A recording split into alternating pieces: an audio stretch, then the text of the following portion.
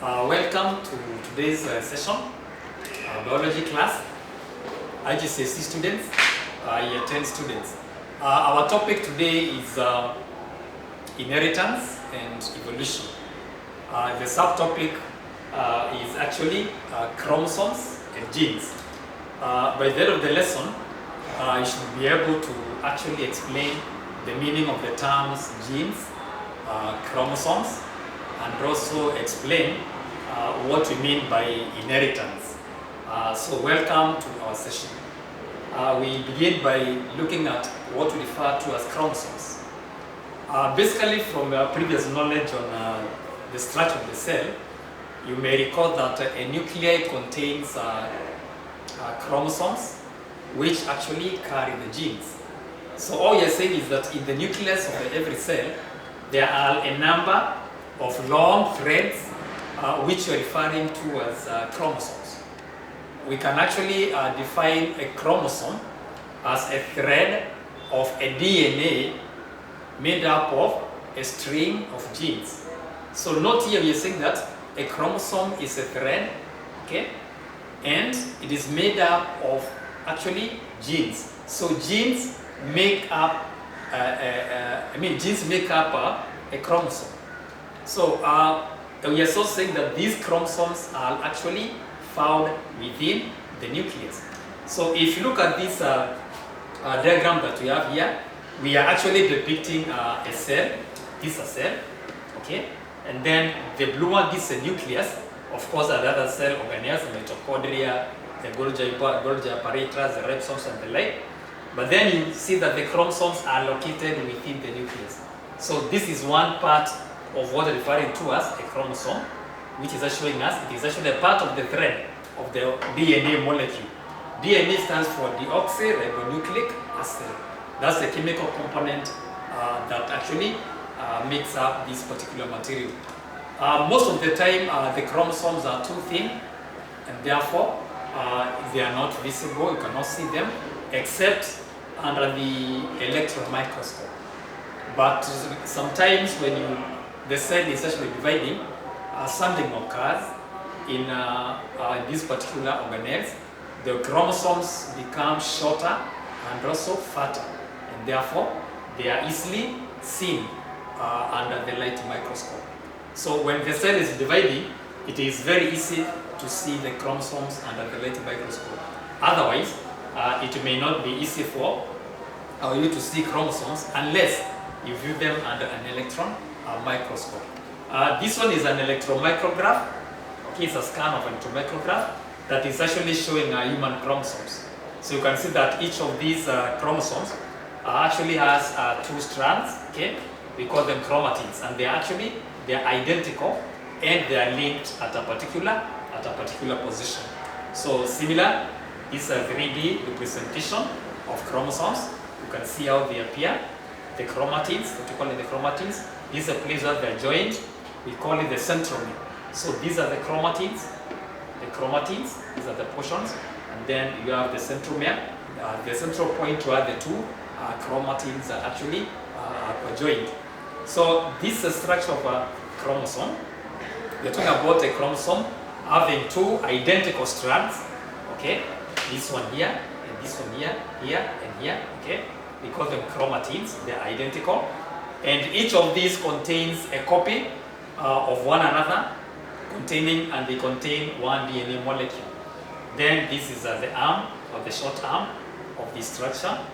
Then the constricted point of the chromosome where they join, we call it the centromere. And then these are the long arms, the short arms, the long arms, and of course this is a DNA molecule, which is a long string like a molecule formed into a compact structure by proteins, which we refer to as histones. We'll look at those ones later in the session. These are examples of chromosomes in man. They are actually 23 in number. They should be numbered 1 all the way up to the 23rd pair. That is the X, the XY chromosome. There are 46. There are 23 in a human being. So there are 46 in a human being. Then this also, the same chromosomes, they are present in a woman. They are also arranged in order, chromosome number 1, 2, 3, all the way, 19, 20, 21, 22, and the 23rd pair is actually similar, XX, because they actually the sex chromosome, pair chromosome determines the sexuality. Each chromosome actually contains a very long molecule of a DNA. So DNA stands for deoxyribonucleic acid.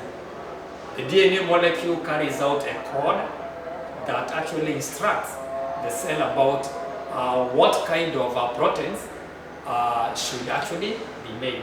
So that means that each chromosome actually carries the instructions for making many different proteins in a body.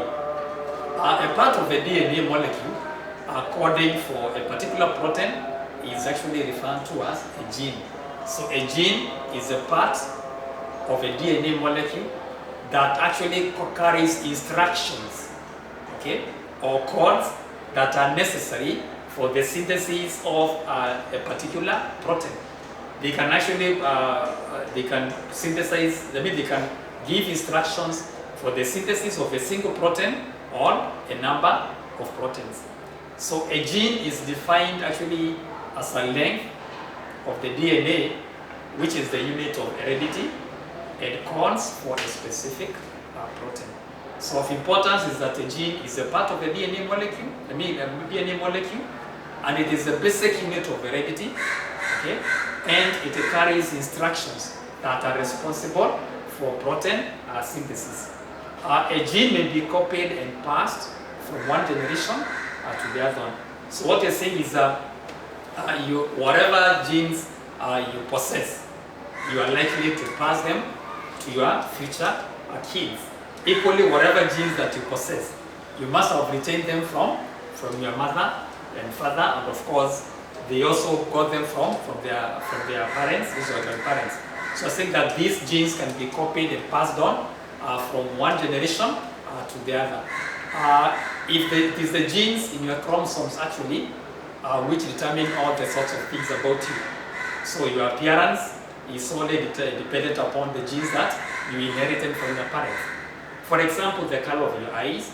You could have blue eyes, people have blue eyes, others are brown, black eyes and all that. The hair color, your hair color may be black, white, brown.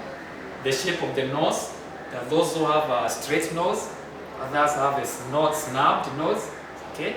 Unfortunately, there are some of us who also have some genetical diseases. For example, cystic fibrosis, things like sickle cell anemia, things like hemophilia.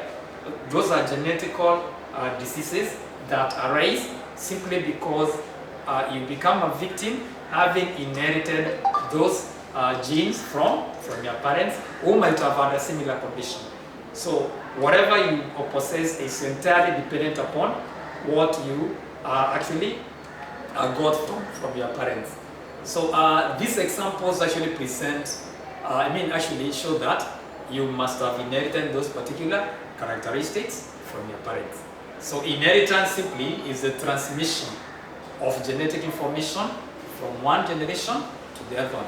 Now bear in mind that this transmission of this genetic information could be actually harmful, or it can also be disastrous to some extent. For example, when you inherit a genetic condition, it may actually be more disastrous compared to the beneficial part of it. So each species, so to speak, actually has its own set of genes. So by set of genes, talk about the number of genes that are different and the variety. So there is a variety of genes and the number.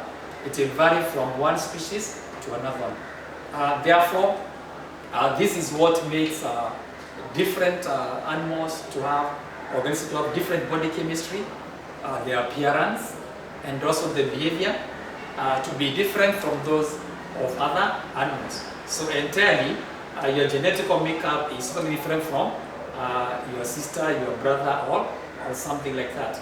So humans actually have a large number of genes, okay? And again, a human being, as mentioned earlier, has 46 pairs of 46 chromosomes, sorry, which is actually 23 pairs inside each cell, and of course with so many genes present in them. So every cell in the body has an exact copy of your genes. So that means your cell operates under the guidance of your genes. So all these instructions are being coded from those particular genes that you have. But unless you are identical twins, there's no way, okay? There's no one else in this world who has exactly the same combination of genes that you have. All you're seeing is, if you look at different people, they'll actually appear different. But again, why are they different? Simply because they possess different types of genes, unless identical twins. So identical twins may have a similar number of genes because they might have developed from the same egg, having fertilized at the same time, and got subdivided to give to two young ones.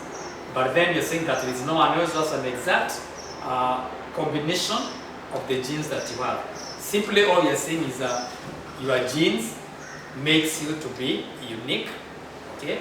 Or you're a unique human being, a unique animal based on the characteristics that you possess, which actually results from the coding from your genes. This brings us to the end of first session. We'll be back after a short break.